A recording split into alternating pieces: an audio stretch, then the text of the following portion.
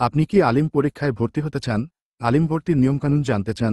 এই ভিডিওতে আমরা আলিম পরীক্ষার ভর্তি প্রক্রিয়া, যোগ্যতার মানদণ্ড এবং ভর্তির জন্য প্রয়োজনীয় কাগজপত্র নিয়ে আলোচনা করব। আপনি যদি আলিমে ভর্তি হতে চান এমন একজন শিক্ষার্থী হন, তাহলে এই ভিডিওটি অবশ্যই দেখা উচিত।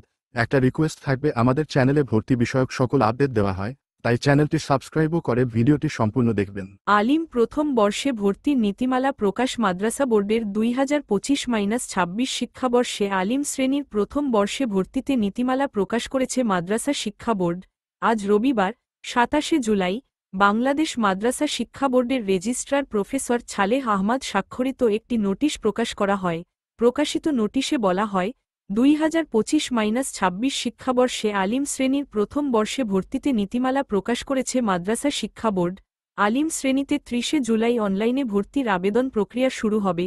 ভর্তি আবেদন gclassadmission.gov.bd এই ওয়েবসাইটের মাধ্যমে নিজেই আবেদন করতে পারবেন। এ কার্যক্রম চলবে 11 আগস্ট পর্যন্ত।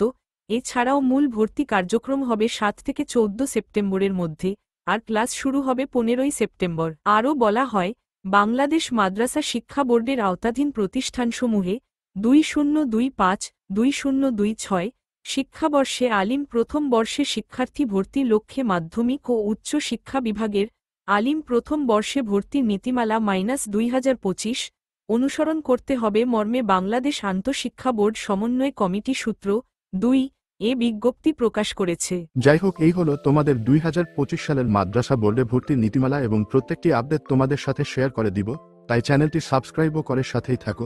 সকলে ভালো থাকো, ধন্যবাদ।